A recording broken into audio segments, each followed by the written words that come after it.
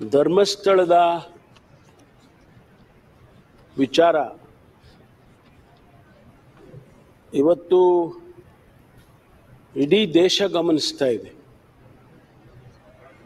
ಬಹುಶಃ ಅಂತಾರಾಷ್ಟ್ರೀಯ ಮಟ್ಟದಲ್ಲೂ ಕೂಡ ಇದು ಸುದ್ದಿ ಆಗಿರ್ತಕ್ಕಂಥದ್ದನ್ನು ನಾವು ನೋಡಿದ್ದೇವೆ. ಧರ್ಮಸ್ಥಳದ ಬಗ್ಗೆ, ಧರ್ಮಸ್ಥಳ ಒಂದು ದೇವಸ್ಥಾನ, ಅದರ ಬಗ್ಗೆ ಲಕ್ಷಾಂತರ ಜನ, ಕೋಟ್ಯಾಂತರ ಜನ ಭಕ್ತಾದಿಗಳು ಇವತ್ತು ಇಡೀ ದೇಶದಲ್ಲೇ ಇದ್ದಾರೆ. ಅದಕ್ಕೆ ಆದಂಥ ಒಂದು ಸ್ಥಾನ ಇದೆ, ಸಮಾಜದಲ್ಲಿ ಅದಕ್ಕೆ ಆದಂಥ ಒಂದು ಸ್ಥಾನ ಇದೆ. ಮತ್ತು ಅದರ ಚಟುವಟಿಕೆಗಳಿಗೂ ಕೂಡ, ಚಟುವಟಿಕೆಗಳ ಬಗ್ಗೆ ಕೂಡ ಸ್ಥಾನಮಾನಗಳು ಇವತ್ತು ಇಡೀ ದೇಶದಲ್ಲಿ ಆಗಿರ್ತಕ್ಕಂಥದ್ದು. ಅದರ ಇತಿಹಾಸಕ್ಕೆ ನಾನು ಹೋಗೋದಿಲ್ಲ, ಯಾಕೆಂದರೆ ಅದರ ಹಿಸ್ಟ್ರಿ 800 ವರ್ಷದ ಹಿಂದೆ ಅದರ ಇತಿಹಾಸ ಇರ್ತಕ್ಕಂಥದ್ದು. 800 ವರ್ಷದ ಇತಿಹಾಸ ಇದೆ ಅಂತ ಹೇಳ್ತಾರೆ. ಅದೆಲ್ಲದಕ್ಕೂ ನಾನು ಹೋಗೋದಿಲ್ಲ, ಯಾಕೆಂದರೆ ಈಗ ಅದು ನಮಗೆ ಬಂದಿರತಕ್ಕಂಥದ್ದು ಬೇರೆಯೇ ವಿಷಯ ಬಂದಿರುವಂಥ ಕಾರಣಕ್ಕಾಗಿ ನಾನು ಅದರ ಇತಿಹಾಸಕ್ಕೆ ಮತ್ತು ಅವ್ರು ಮಾಡ್ತಾ ಇರ್ತಕ್ಕಂಥ ಕೆಲಸ ಕಾರ್ಯಗಳ ಬಗ್ಗೆ, ಅವರು ಶಿಕ್ಷಣ ಕ್ಷೇತ್ರದಲ್ಲಿ ಏನು ಕೆಲಸ ಮಾಡಿದ್ದಾರೆ, ಆರೋಗ್ಯ ಕ್ಷೇತ್ರದಲ್ಲಿ ಏನು ಕೆಲಸ ಮಾಡಿದ್ದಾರೆ, ಆಮೇಲೆ ಗ್ರಾಮೀಣ ಭಾಗದಲ್ಲಿ ಅವರು ಏನು ಕೆಲಸ ಮಾಡಿದ್ದಾರೆ, ಅದೆಲ್ಲವನ್ನು ನಾನು ಪ್ರಸ್ತಾಪ ಮಾಡಿ ಅದರ ಬಗ್ಗೆ ಹೆಚ್ಚು ಸಮಯವನ್ನು ನಾನು ತಗೊಳ್ಳೋದಕ್ಕೆ ಹೋಗೋದಿಲ್ಲ. ಮಾನ್ಯ ಅಧ್ಯಕ್ಷರೇ, 3/7/25 ಒಬ್ಬ ವ್ಯಕ್ತಿ ಧರ್ಮಸ್ಥಳ ಪೊಲೀಸ್ ಸ್ಟೇಷನ್ಗೆ ಹೋಗಿ ಒಂದು ಕಂಪ್ಲೇಂಟ್ ಕೊಡ್ತಾನೆ. ಆ ಕಂಪ್ಲೇಂಟ್ನಲ್ಲಿ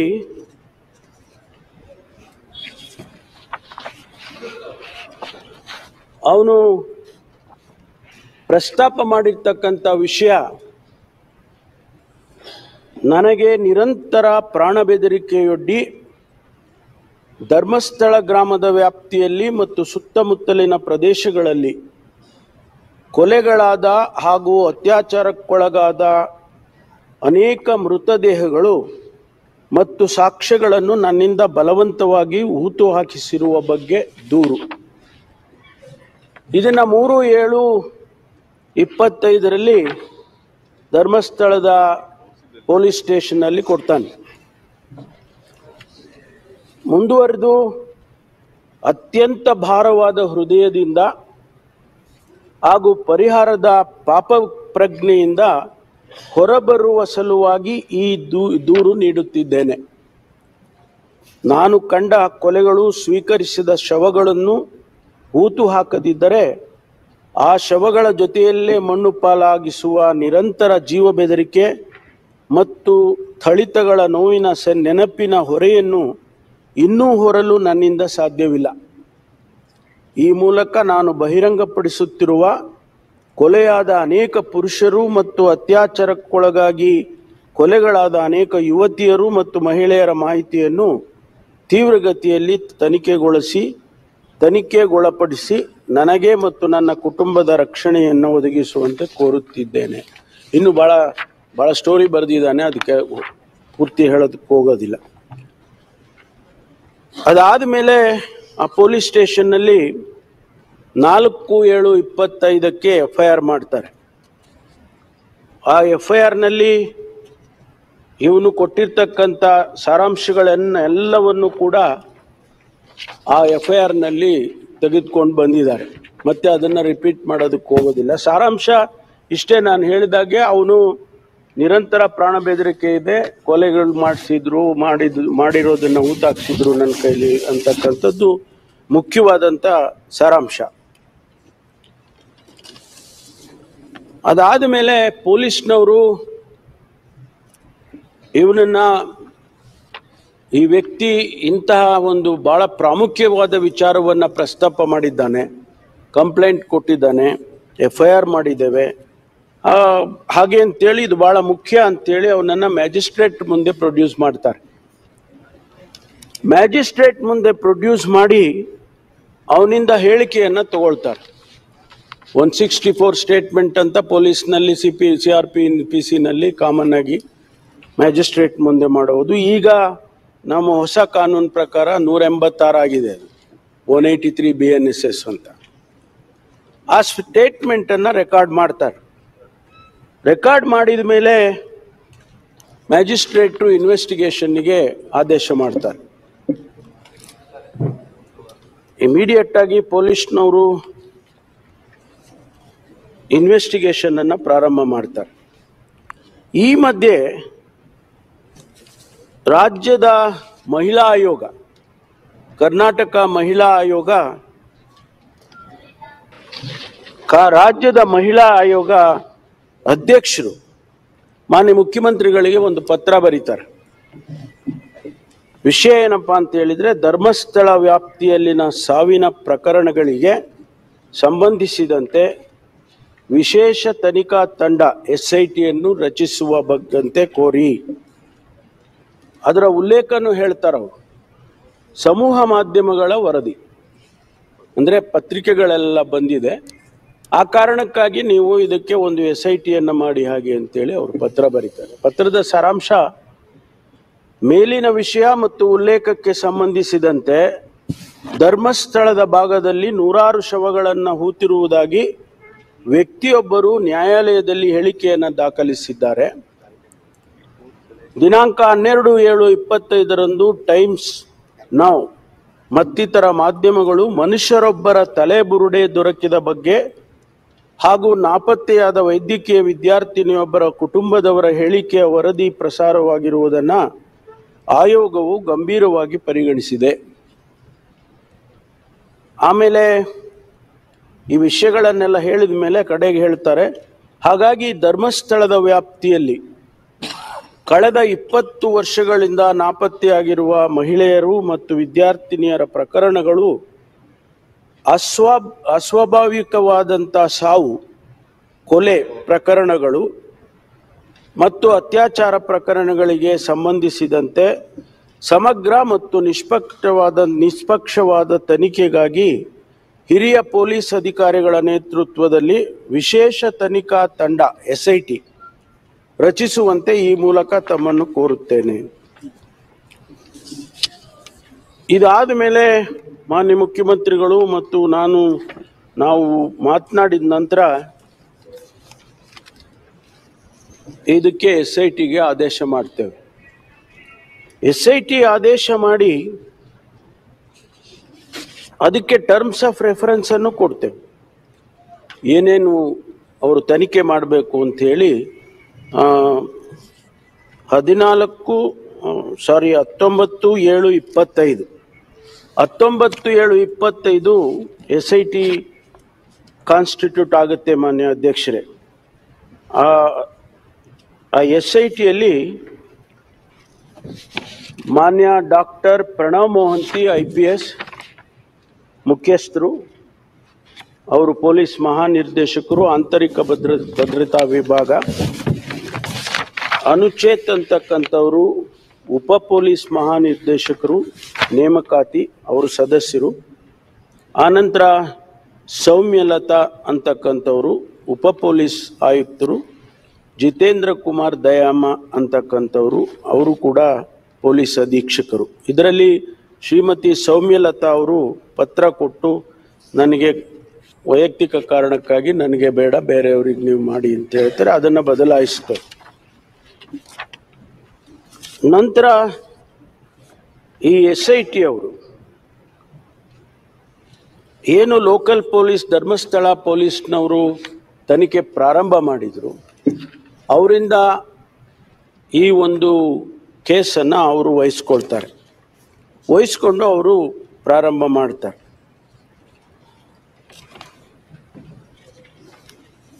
SIT ಅವರು ಮತ್ತೆ ಅವನನ್ನು ಕರೆದು 161 ಸ್ಟೇಟ್ಮೆಂಟನ್ನು ತಗೊಳ್ತಾರೆ. ಅಂದರೆ ಅವನಿಂದ ಮತ್ತೊಂದು ಸ್ಟೇಟ್ಮೆಂಟನ್ನು ಪೊಲೀಸ್ನವರು ತಗೊಳ್ತಾರೆ. ಅದು ಬಿಫೋರ್ ದಿ ಪೊಲೀಸ್ ಆ ಸ್ಟೇಟ್ಮೆಂಟನ್ನು ರೆಕಾರ್ಡ್ ಮಾಡ್ಕೊಳ್ತಾರೆ. ಅದರಲ್ಲಿ ಅವನು ಹೇಳ್ತಾನೆ, ನಾನು ಇಂತಿಂಥ ಕಡೆ ಎಲ್ಲ ನಾನು ಹೂತಾಕಿದ್ದೆ, ಶವಗಳನ್ನು ಇಂತಿಂಥ ಸ್ಥಳದಲ್ಲಿ ನಾನು ಹೂತಾಕಿದ್ದೆ ಅಂತೇಳಿ ಹೇಳ್ತಾನೆ. ಆಗ ಅವರು ಅದನ್ನು ಮ್ಯಾಪ್ ಮಾಡ್ಕೊಳ್ತಾರೆ. ಮ್ಯಾಪ್ ಮಾಡಿಕೊಂಡು ಎಲ್ಲೆಲ್ಲಿ ಯಾವ್ಯಾವ ಸ್ಥಳದಲ್ಲಿ ಹೂತಾಕಿದ್ದಿದ್ದು ಅಂತ ಅವನು ಹೇಳಿದ್ದಾನೆ, ಅದನ್ನೆಲ್ಲ ಮ್ಯಾಪ್ ಮಾಡ್ಕೊಳ್ತಾರೆ. ಅದು ಆ ಮ್ಯಾಪ್ ಮಾಡ್ಕೊಂಡ ಮೇಲೆ ಆ ಸ್ಥಳಗಳನ್ನು ಎಕ್ಸ್ಯೂಮ್ ಮಾಡೋದಕ್ಕೆ, ಬಾಡಿಗಳಿದೆ ಅಂತ ಉದ್ದೇಶ ಇಟ್ಕೊಂಡು ಅದನ್ನು ಎಕ್ಸ್ಯೂಮ್ ಮಾಡೋದಕ್ಕೆ ಸಬ್ ಡಿವಿಷನ್ ಮ್ಯಾಜಿಸ್ಟ್ರೇಟೇ ಮಾಡಬೇಕು.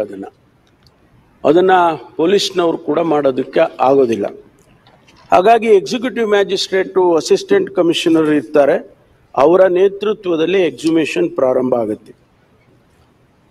ಮಾನ್ಯ ಅಧ್ಯಕ್ಷರೇ, ಇಲ್ಲಿಯವರೆಗೆ ಸುಮಾರು ನಾನು ಸಂಖ್ಯೆಗಳನ್ನು ಹೇಳೋದಕ್ಕೆ ಹೋಗಲ್ಲ, ಯಾಕಂದರೆ ಅದು ಇನ್ನೂ ಕೂಡ ಅಧಿಕೃತವಾಗಿ ನಮಗೆ ಬರಬೇಕಾಗ್ತದೆ. ಎಕ್ಸಿಮೇಷನ್ ಪ್ರಾರಂಭ ಮಾಡ್ತಾರೆ. ಸುಮಾರು ಜಾಗಗಳಲ್ಲಿ ಅದೆಲ್ಲವನ್ನು ತೆಗೆದಾಗ ಎರಡು ಜಾಗಗಳಲ್ಲಿ ಒಂದರಲ್ಲಿ ಅಸ್ಥಿಪಂಜರ ಸಿಕ್ಕುತ್ತೆ. ಅದನ್ನು ತೆಗೆದುಕೊಂಡು FSLಗೆ ಕೊಡ್ತಕ್ಕಂಥ ಕೆಲಸವನ್ನು, ಅಲ್ಲಿ ಸಾಯಿಲ್ ಸ್ಯಾಂಪಲ್ ಇರ್ಬೋದು, ಆ ಬೋನ್ಸ್ ಇರ್ಬೋದು, ಅಲ್ಲಿ ಸಿಕ್ಕಿದಂಥ ಯಾವುದೇ ಮೆಟೀರಿಯಲ್ ಎಲ್ಲವನ್ನು ಕೂಡ ಅವರು ಸ್ಯಾಂಪಲ್ ಕಲೆಕ್ಟ್ ಮಾಡಿಕೊಂಡು FSLಗೆ ಕಳಿಸ್ಕೊಡ್ತಾರೆ. ಇನ್ನೊಂದು ಜಾಗದಲ್ಲಿ ಅಲ್ಲಿ ಕೂಡ ಒಂದಷ್ಟು ಬೋನ್ಗಳು ಸಿಕ್ಕುತ್ತೆ, ಅದನ್ನು ಕೂಡ ಕಲೆಕ್ಟ್ ಮಾಡಿಕೊಂಡು ಅದನ್ನು FSLಗೆ ಕೊಡ್ತಾರೆ. ಆಮೇಲೆ ಇನ್ನು ಮಿಕ್ಕ ಜಾಗಗಳಲ್ಲಿ ಅಲ್ಲಿ ಲ್ಯಾಟ್ರೈಟ್ ಸಾಯಿಲ್ ಅಂತ, ಕೆಂಪು ಕಲ್ಲು ಅಂತ ತಾವು ಹೇಳ್ತಿರಲ್ಲ, ಕೆಂಪು ಮಣ್ಣು, ಅದು ಭಾಳ ಆ್ಯಸಿಡಿಕ್ ಸಾಯಿಲ್. ಏನೇ ಇದ್ದರೂ ಬೋನ್ ಇರ್ಬೋದು ಅಥವಾ ಬೇರೆ ಏನೇ ಮೆಟೀರಿಯಲ್ ಇದ್ದರೆ ಇಂದಿಷ್ಟು ದಿವಸದಲ್ಲೇ ಅದೆಲ್ಲ ಕರಗಿ ಹೋಗುತ್ತೆ ಅಂತಕ್ಕಂಥದ್ದು ಇದೆ. ಅದಕ್ಕಾಗಿ ಅವ್ರು ಏನು ಮಾಡ್ತಾರೆ, ಎಲ್ಲ ಸ್ಪಾಟ್ನಲ್ಲಿ ಎಲ್ಲೆಲ್ಲಿ ಅವನು ತೋರಿಸಿದ್ದ, ಎಲ್ಲೆಲ್ಲಿ ಇವರು ಎಕ್ಸಿಮೇಷನ್ ಮಾಡಿದರು, ಆ ಎಲ್ಲ ಜಾಗಗಳಲ್ಲೂ ಕೂಡ ಸ್ಯಾಂಪಲ್ಸನ್ನು ಕಲೆಕ್ಟ್ ಮಾಡ್ಕೊಳ್ತಾರೆ. ಸಾಯಿಲ್ ಸ್ಯಾಂಪಲ್ಸ್ ಕಲೆಕ್ಟ್ ಮಾಡಿ ಅದನ್ನು ಕೂಡ ಲ್ಯಾಬೊರೇಟ್ರಿಗೆ ಕಳಿಸಿದ್ದಾರೆ. ಇವತ್ತು ಅದರ ಅನಾಲಿಸಿಸ್ ಆಗಬೇಕು. ಮೊದಲು ಅಸ್ಥಿಪಂಜರ ಸಿಕ್ತು ಅಂತ ಹೇಳಿದ್ನಲ್ಲ, ಆ ಜಾಗದಲ್ಲಿ ಆ ಅಸ್ಥಿಪಂಜರದ ಅನಾಲಿಸಿಸ್ ಆಗಬೇಕು. ಮತ್ತು ಎರಡನೇ ಜಾಗದಲ್ಲಿ ಕೂಡ ಅನಾಲಿಸಿಸ್ ಆಗಬೇಕು. ಪ್ರತಿಯೊಂದು ಸ್ಪಾಟ್ನಲ್ಲೂ ಏನು ಸ್ಯಾಂಪಲ್ ತಗೊಂಡಿದ್ದಾರೆ ಅದೆಲ್ಲ ಅನಾಲಿಸಿಸ್ ಆಗಬೇಕು. ಆಗ ಇನ್ವೆಸ್ಟಿಗೇಷನ್ ಪ್ರಾರಂಭ ಆಯಿತು ಅಂತೇಳಿ ನಾವು ಹೇಳ್ಬೋದು. ಇಲ್ಲಿಯವರೆಗೆ ಆಗಿರೋದೇನಪ್ಪ ಅಂದರೆ ಎಕ್ಸುಮೇಷನ್ ಅಷ್ಟೇ, not exactly the investigation. Investigation ಯಾವಾಗ ಪ್ರಾರಂಭ ಆಗ್ತದೆ ಅಂದರೆ ಸ್ಯಾಂಪಲ್ ಅನಾಲಿಸಿಸ್ ಆಗಿ, DNA ಅನಾಲಿಸಿಸ್ ಆಗಿ, ಸಾಯಿಲು ಅನಾಲಿಸಿಸ್ ಆಗಿ, ಅಲ್ಲಿ ಬರುವಂಥ ರಿಸಲ್ಟಿನ ಆಧಾರದ ಮೇಲೆ ಇನ್ವೆಸ್ಟಿಗೇಷನನ್ನು ಪ್ರಾರಂಭ ಮಾಡ್ತಾರೆ. ಈ ಮಧ್ಯೆ ಅವನು ಮೊದಲೇ ಒಂದು ಸ್ಕಲ್ಲನ್ನು ತೆಗೆದುಕೊಂಡು ಬಂದು ಕೊಟ್ಟಿರ್ತಾನೆ. ಅದನ್ನು ಕೂಡ ಈಗಾಗಲೇ FSLಗೆ ಕಳಿಸಿದ್ದಾರೆ. ಅದರಲ್ಲಿ ಕೆಲವು ರಿಸಲ್ಟ್ಸ್ಗಳನ್ನು ಇನ್ನೂ ಕೂಡ ಅವರು ಕೊಡಬೇಕಾಗಿತ್ತು, ಇನ್ನೂವರೆಗೂ ಕೊಟ್ಟಿಲ್ಲ. FSLಗೆ ಅವ್ರದ್ದೇ ಆದಂಥ ಸಮಯಗಳು, ಅನಾಲಿಸಿಸ್ಗಳು ಇರ್ತದೆ, ಅದರಿಂದ ಅವರು ಕೊಡಬೇಕಾಗ್ತದೆ. ಅದು ಕೊಟ್ಟ ನಂತರ ಫರ್ದರ್ ಇನ್ವೆಸ್ಟಿಗೇಷನ್ ಪ್ರಾರಂಭ ಆಗುತ್ತೆ. ಈ ಮಧ್ಯೆ ಅವನು ದಿನನಿತ್ಯ ಬರೋದು, ದಿನನಿತ್ಯ ಸಂಜೆ ಅವನು ವಾಪಸ್ ಹೋಗೋದು, ಯಾರ್ದೋ ಕಸ್ಟಡಿಗೆ ಹೋಗ್ತಾನೆ, ಅವರೇನೋ ಹೇಳ್ಕೊಡ್ತಾರೆ, ಅದನ್ನು ಬಂದು ಹೇಳ್ತಾನೆ, ಪೊಲೀಸ್ನವ್ರು ಯಾಕೆ ಅವನನ್ನು ಅರೆಸ್ಟ್ ಮಾಡಲಿಲ್ಲ, ಈ ರೀತಿ ಪ್ರಶ್ನೆಗಳು ಮಾನ್ಯ ಸುನೀಲ್ ಕುಮಾರ್ ಅವರು ಮತ್ತು ವಿರೋಧ ಪಕ್ಷದ ನಾಯಕರು ಕೇಳಿದರು. ಮಾನ್ಯ ಅಧ್ಯಕ್ಷರೇ, ಈ ವಿಟ್ನೆಸ್ಗಳಿಗೆ ಒಂದು ವಿಟ್ನೆಸ್ ಪ್ರೊಟೆಕ್ಷನ್ ಆ್ಯಕ್ಟ್ ಅಂತ ಮಾಡಿದ್ದಾರೆ, ಕೇಂದ್ರ ಸರ್ಕಾರ ಮಾಡಿದೆ. ಅದನ್ನು ರಾಜ್ಯ ಸರ್ಕಾರಗಳು ಕೂಡ ಅಡಾಪ್ಟ್ ಮಾಡಿಕೊಳ್ಳುತ್ತೆ, ಅದಕ್ಕೆ ಅವ್ರದ್ದೇ ಆದಂಥ ನಿಯಮಗಳನ್ನು ಮಾಡ್ತಾರೆ. ಈ ಸಂದರ್ಭದಲ್ಲಿ ಅವರು ಮ್ಯಾಜಿಸ್ಟ್ರೇಟ್ ಅನ್ನು ಅಪ್ರೋಚ್ ಮಾಡ್ತಾರೆ, ಡಿಸ್ಟ್ರಿಕ್ಟ್ ಮ್ಯಾಜಿಸ್ಟ್ರೇಟ್ ಅನ್ನು. ಅವರು ಆದೇಶ ಮಾಡಿದ್ದಾರೆ. ಏನಂತ ಆದೇಶ ಮಾಡಿದ್ದಾರೆ ಅಂತ ಹೇಳಿದ್ರೆ,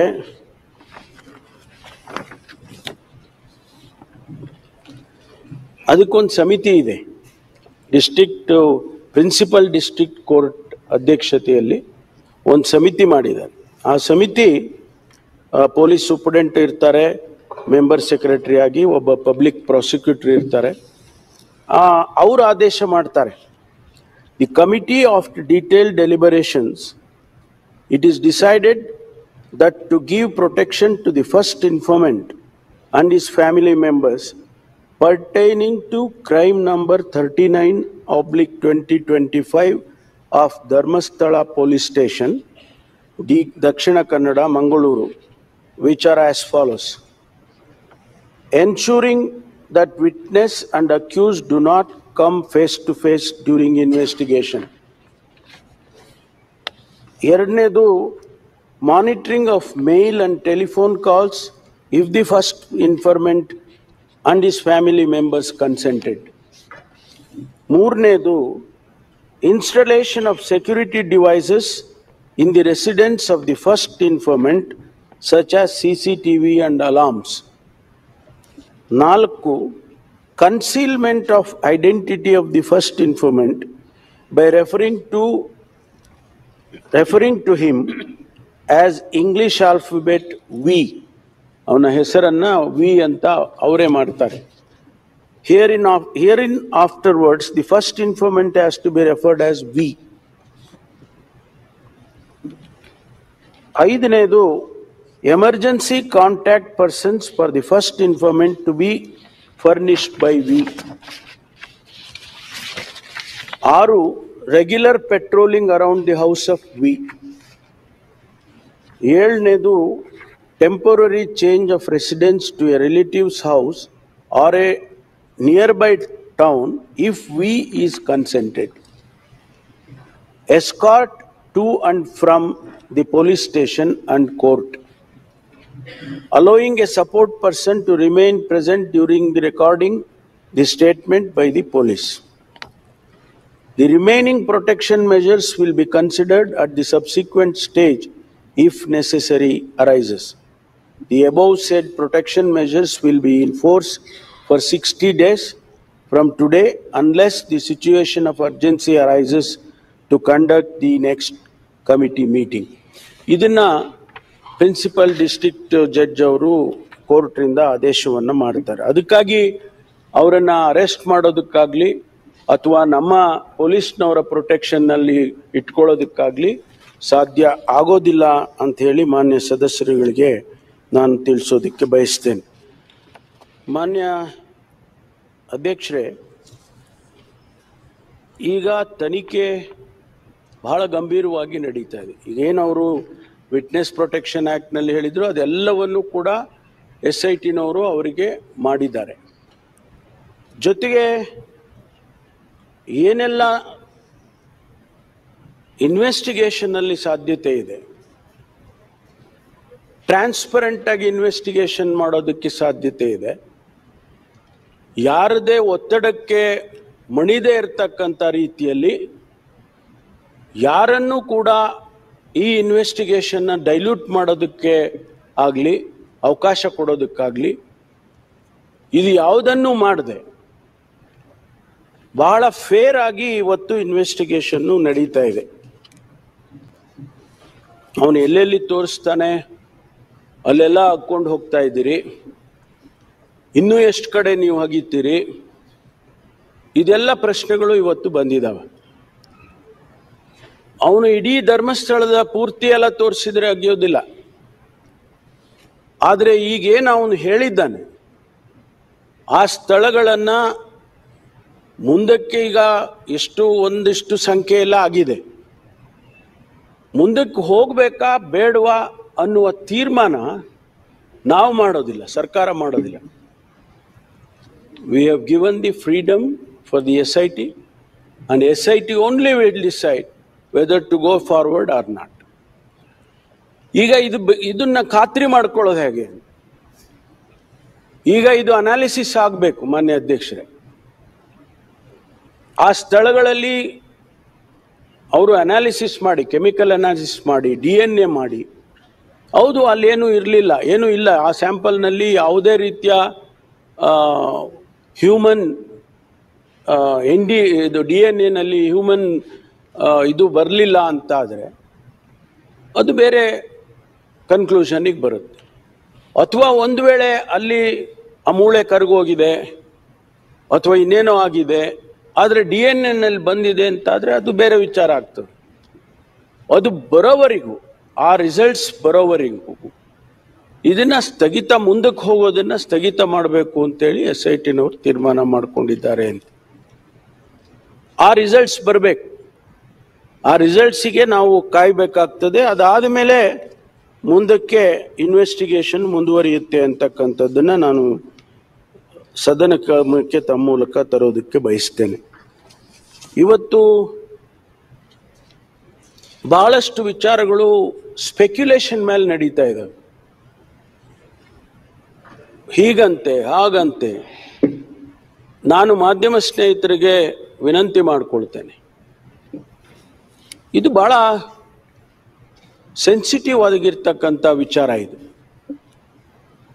ರಾಜ್ಯದ ಜನತೆ, ಲಕ್ಷಾಂತರ ಕೋಟ್ಯಾಂತರ ಜನ ಭಕ್ತಾದಿಗಳು ಆ ಒಂದು ಧರ್ಮಸ್ಥಳಕ್ಕೆ ನಡ್ಕೊಳ್ತಾ ಇರ್ತಕ್ಕಂಥ ಅವ್ರ ಮನಸ್ಸಲ್ಲಿ ಕೂಡ ಏನೋ ಆತಂಕ ಇದೆ, ಎಲ್ಲೋ ಒಂದು ಡೌಟ್ ಬಂದಿದೆ. ಅದನ್ನು ಬಹಳ ಎಚ್ಚರಿಕೆಯಿಂದ ನಾವು ಸರ್ಕಾರ ತೀರ್ಮಾನ ಮಾಡಬೇಕಾಗ್ತದೆ. ಬಹಳಷ್ಟು ಜನ ಇದನ್ನು ಸ್ಪೆಕ್ಯುಲೇಟ್ ಮೇಲೆ ಬರೀತಾರೆ, ಪತ್ರಿಕೆಯಲ್ಲಿ ಬರೀತಾರೆ, ಮಾಧ್ಯಮದಲ್ಲಿ ತೋರಿಸ್ತಾರೆ. ಸೆಕೆಂಡಿಗೂ ಕೂಡ ವಿಚಾರಗಳನ್ನು ಬೇರೆ ಬೇರೆ ರೀತಿಯಲ್ಲಿ ಮಾಡ್ತಕ್ಕಂಥದ್ದನ್ನ ನೋಡ್ತಾ ಇದ್ದೇವೆ ಕಳೆದ 10, 15, 20 ದಿವಸದಿಂದ. ಇದು ಆಗಬಾರದು.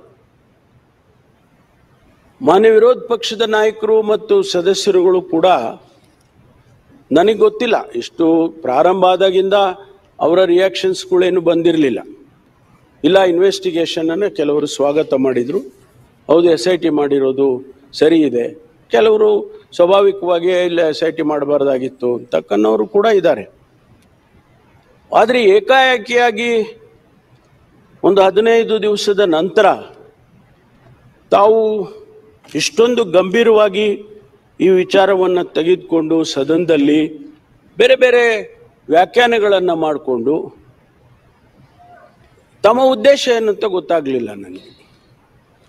ಈ ಇನ್ವೆಸ್ಟಿಗೇಷನ್ನು ಸರಿಯಾಗಿ ಆಗಬೇಕಾ, ಸತ್ಯ ಹೊರಗಡೆ ಬರಬೇಕಾ, ಹಾಗೇ ಇದೆ ಅಂತೇಳಿ ಯಾರೂ ಹೇಳೋಕ್ಕಾಗೋದಿಲ್ಲ, ಆಗಿಲ್ಲ ಅಂತನೂ ಯಾರು ಹೇಳೋಕ್ಕಾಗೋದಿಲ್ಲ. ಈ ಇನ್ವೆಸ್ಟಿಗೇಷನ್ ಆಚೆ ಬಂದರೆ ಒಂದು ವೇಳೆ ಇಲ್ಲ ಏನೂ ಆಗಿಲ್ಲ ಅಂತ ಅಂದ್ಕೊಳ್ಳೋಣ, ಧರ್ಮಸ್ಥಳದ ಗೌರವ ಮತ್ತು ಹೆಚ್ಚುತ್ತಲ್ವಾ? ಲಕ್ಷಾಂತರ ಕೋಟ್ಯಾಂತರ ಭಕ್ತಾದಿಗಳಿಗೆ ಇರುವಂತ ನಂಬಿಕೆ ಇನ್ನೂ ಹೆಚ್ಚಾಗ್ತದಲ್ವಾ? ಆದರೆ ಒಂದು ವೇಳೆ ಆಗಿದೆ ಅಂತ ಆದರೆ, ಸತ್ಯ ಹೊರಗಡೆ ಬಂತು, ಹೌದಪ್ಪ ಈ ರೀತಿ ಆಗಬಾರ್ದಾಗಿತ್ತು, ಇದು ಆಗಿದೆ, ಯಾರು ಸಂತ್ರಸ್ತರಿದ್ದಾರೆ, ಯಾರಿಗೆ ಆ ಕುಟುಂಬದವರಿಗೆ ನ್ಯಾಯ ಸಿಗ್ತದೆ ಅನ್ನೋದಾದ್ರೂ ಆಗುತ್ತಲ್ವಾ? ಆದರೆ ಇದಕ್ಕೆ ನಾವು ರಾಜಕೀಯವನ್ನು ಬೆರೆಸೋದಾಗ್ಲಿ, ಧರ್ಮದ ಹೆಸರಿನಲ್ಲಿ ಆದರೂ ಕೂಡ ಇದನ್ನ ನಾವು ಹೆಚ್ಚು ಮಾಡ್ತಕ್ಕಂಥದ್ದಾಗ್ಲಿ, ಇದು ಆಗಬಾರ್ದು ಅಂಥೇಳಿ ನಾನು ನನ್ನ ಅಭಿಪ್ರಾಯವನ್ನು ಹೇಳೋದಕ್ಕೆ ಬಯಸ್ತೇನೆ. ನಾವು ನ್ಯಾಯಕ್ಕೆ ಬಿಡೋಣ, leave it to the law of the land. ಬರಲಿ, ಆಚೆಗೆ ಸತ್ಯ ಬರಲಿ. ಆ ಸತ್ಯ ಆಚೆ ಬಂದಾಗ ನೀವಾಗ್ಲಿ ನಾವಾಗ್ಲಿ ಅದನ್ನು ಒಪ್ಕೋಬೇಕಾಗ್ತದಲ್ಲ, ಧರ್ಮಸ್ಥಳದವರು ಕೂಡ ಒಪ್ಕೋಬೇಕಾಗ್ತದಲ್ಲ, ಜನಸಮುದಾಯ ಒಪ್ಕೋಬೇಕಾಗ್ತದಲ್ಲ.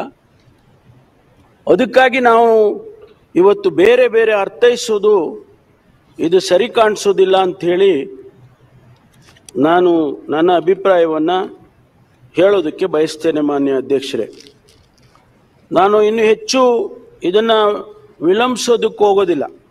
ಯಾಕೆಂದರೆ ತನಿಖೆ ನಡೀತಾ ಇರ್ತಕ್ಕಂಥ ಸಂದರ್ಭದಲ್ಲಿ ನಾವು ಏನು ಹೇಳೋಕ್ಕೂ ಆಗೋದಿಲ್ಲ. ತನಿಖೆಯಿಂದ ಅವರು ಇಂಟರಿಮ್ ವರದಿ ಕೇಳಿದರು. ಆ ಇಂಟರಿಮ್ ವರದಿನೂ ಕೂಡ ನಮಗೇನು ಬಂದಿಲ್ಲ. ಒಂದು ವೇಳೆ ಇಂಟರಿಮ್ ವರದಿ ಬಂದಿದ್ರೆ ಆ ಮಾಹಿತಿಗಳನ್ನು ಕೂಡ ನಾನು ಕೊಡೋನಿದೆ. ಆದರೆ ಸಂಪೂರ್ಣವಾಗಿ ಆದಷ್ಟು ಶೀಘ್ರವಾಗಿ ತನಿಖೆಯನ್ನು ಮಾಡಬೇಕಂತ ಅಷ್ಟೇ ನಾವು ಅವರಿಗೆ ಹೇಳ್ಬೋದು. ಅಷ್ಟೇ ಬಿಟ್ಟರೆ ನಾವು ಹೀಗೆ ಮಾಡಿ 1 ತಿಂಗಳಲ್ಲಿ ಮುಗಿಸಿ, 2 ತಿಂಗಳಲ್ಲಿ ಮುಗಿಸಿ, 15 ದಿವಸದಲ್ಲಿ ಮುಗಿಸಿ ಅಂತ ಹೇಳೋದಕ್ಕಾಗೋದಿಲ್ಲ. ಆದ್ದರಿಂದ ಏನು ಇವತ್ತು ನಡೀತಾ ಇದೆ, ಈ ತನಿಖೆ ನಡೀತಾ ಇದೆ, ಮಾನ್ಯ ಗೌರವಾನ್ವಿತ ವಿರೋಧ ಪಕ್ಷದ ನಾಯಕರಲ್ಲಿ ಮತ್ತು ಗೌರವಾನ್ವಿತ ಸದಸ್ಯರಲ್ಲಿ ನಾನು ಮನವಿ ಮಾಡೋದು, ನೀವು ಸಹಕರಿಸಬೇಕು. ಯಾರನ್ನು ರಕ್ಷಣೆ ಮಾಡೋದಾಗ್ಲಿ, ಯಾರನ್ನು ದೂಷಣೆ ಮಾಡೋದಾಗ್ಲಿ ಸರ್ಕಾರ ಮಾಡೋದಿಲ್ಲ. ನಮ್ಗ ಅದರ ಅಗತ್ಯನೂ ಇಲ್ಲ. ನಮ್ಗೆ ಏನು ಇವತ್ತು ಅಷ್ಟು ದೊಡ್ಡ ಸಂಸ್ಥೆ ಇಡೀ ದೇಶದಲ್ಲಿ ಮಾನ್ಯ ವೀರೇಂದ್ರ ಹೆಗಡೆ ಅವರಿಗೆ ಪದ್ಮಭೂಷಣವನ್ನು ಕೂಡ ಕೊಟ್ಟಿದೆ ಸರ್ಕಾರ, ಕೇಂದ್ರ ಸರ್ಕಾರ. ಅಂಥವ್ರ ಮೇಲೆ ಇದೊಂದು ಹೀಗೆ ಗೂಬೆ ಕುಂಟಿಸೋದು ಅಂತ ಅಲ್ಲ. ಇದು ಬೇರೆ ರೀತಿಯಲ್ಲೇ ಆಗಿದೆ. ಅದು ಸತ್ಯ ಆಚೆ ಬರಬೇಕಲ್ಲ. ಅದಕ್ಕಾಗಿ ನೀವು ಕೂಡ ಸಹಕರಿಸಬೇಕು ಅಂತೇಳಿ ಮಾನ್ಯ ವಿರೋಧ ಪಕ್ಷದವರಿಗೆ ನಾನು ವಿನಂತಿಯನ್ನು ಮಾಡಿಕೊಳ್ತೇನೆ. ನಾವು ಏನನ್ನು ಮುಚ್ಚಿಡೋದಿಲ್ಲ. ಯಾವುದನ್ನು ಕೂಡ ಈ ತನಿಖೆಯಲ್ಲಿ ಮುಚ್ಚಿಡುವಂಥ ಅಗತ್ಯತೆಯೂ ಕೂಡ ಸರ್ಕಾರಕ್ಕಿಲ್ಲ. ನಾವು ಫೇರ್ ಆಗಿ, ಪಕ್ಷಾತೀತವಾಗಿ ಯಾವುದೇ ರೀತಿಯ ತನಿಖೆ ಆಗಬೇಕು ಅಂತಕ್ಕಂಥ ಉದ್ದೇಶವನ್ನು ಇಟ್ಕೊಂಡಿದ್ದೀವಿ. ಬೇರೆ ಬೇರೆ ಬೇರೆ ನಮಗೇನು ಉದ್ದೇಶಗಳು ಬೇರೆ ಇಲ್ಲ ನಮಗೆ, ಮಾನ್ಯ ಅಧ್ಯಕ್ಷ. ಹಾಗಾಗಿ ಇವತ್ತು ಇಷ್ಟು ವಿಚಾರಗಳನ್ನು ಪ್ರಸ್ತುತವಾಗಿ ಇವತ್ತು ಇರ್ತಕ್ಕಂಥ ವಿಚಾರವನ್ನು ನಾನು ಸದನ ಮುಂದೆ ಇಟ್ಟಿದ್ದೇನೆ. ಇದಕ್ಕೆ ಹೊರತುಪಡಿಸಿ ಬೇರೆ ಬೇರೆ ವಿಚಾರಗಳನ್ನು ನಾನು ಮಾತನಾಡೋದಕ್ಕೆ ಹೋಗೋದಿಲ್ಲ.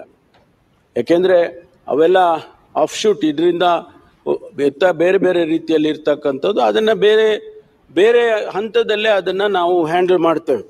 ಹಾಗಾಗಿ ಈ ಇಷ್ಟು ವಿಚಾರಗಳನ್ನು ನಾನು ಸದನದ ಮುಂದೆ ಮಂಡಿಸ್ತಾ ಇದ್ದೇನೆ.